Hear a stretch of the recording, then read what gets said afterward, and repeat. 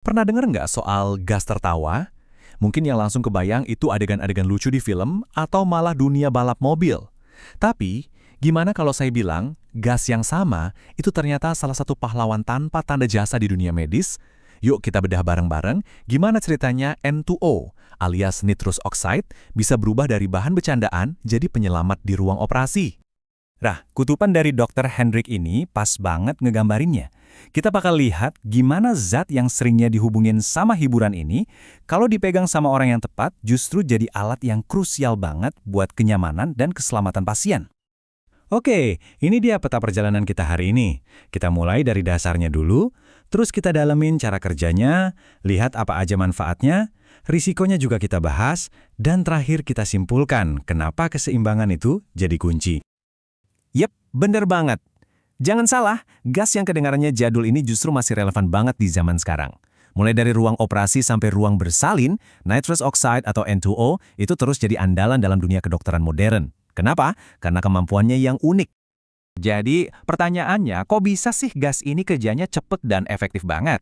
Ternyata rahasianya itu ada di satu sifat fisiknya yang boleh dibilang sangat sederhana. Mari kita lihat lebih dalam.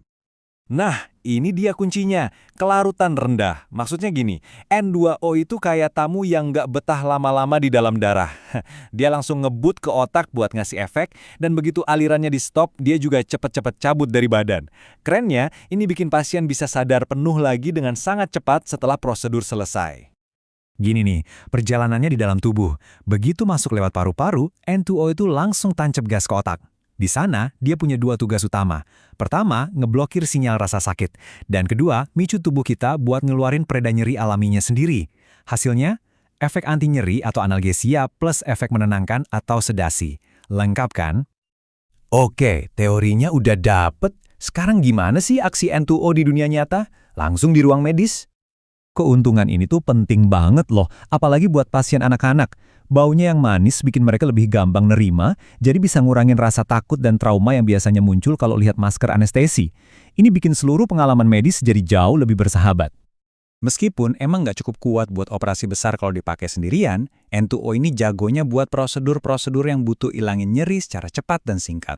Coba bayangin, buat cabut gigi, jahit luka, atau bahkan ngebantu ibu-ibu ngadepin nyeri selama proses persalinan. Tapi tentu aja, sama kayak semua intervensi medis lainnya, N2O juga punya sisi lain. Penting banget buat kita paham risikonya supaya bisa dipakai dengan aman. Nah, ini pertanyaan yang krusial. Karena dengan ngerti risikonya, kita jadi tahu cara ngelolanya.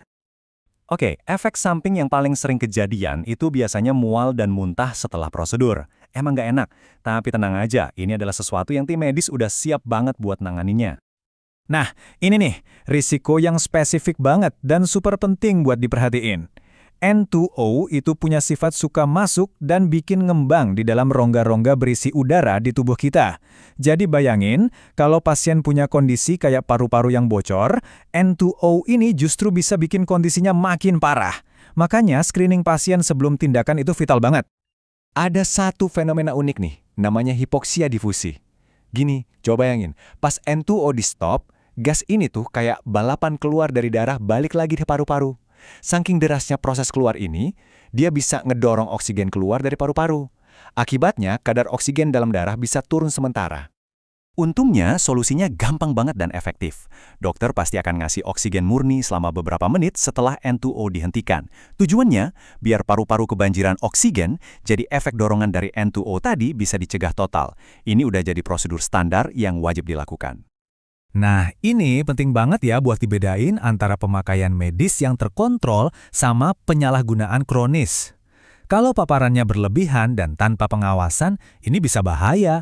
Bisa-bisa malah ganggu fungsi vital tubuh, terutama metabolisme vitamin B12, yang kalau udah parah bisa ngerusak saraf. Jadi, setelah kita lihat manfaat dan risikonya, kita sampai ke intinya. Penggunaan nitrous oxide itu pada dasarnya adalah seni menyeimbangkan keuntungan yang besar dengan resiko yang sebenarnya bisa dikelola dengan baik. Kutipan ini benar-benar ngerangkum semuanya dengan sempurna. Pada akhirnya, aman dan efektifnya N2O itu bukan terletak pada gasnya itu sendiri, tapi pada keahlian, pengetahuan, dan ketelitian para profesional medis yang menggunakannya. Kuncinya ada di tangan yang tepat. Dan ini ngebawa kita ke sebuah pemikiran yang lebih besar kan? Konsep menimbang manfaat dan resiko ini sebenarnya ada di hampir setiap obat atau prosedur medis yang ada. Jadi cerita nitrous oxide ini bisa dibilang studi kasus yang sempurna tentang gimana ilmu kedokteran itu terus-menerus menavigasi keseimbangan itu demi meningkatin kualitas hidup kita semua.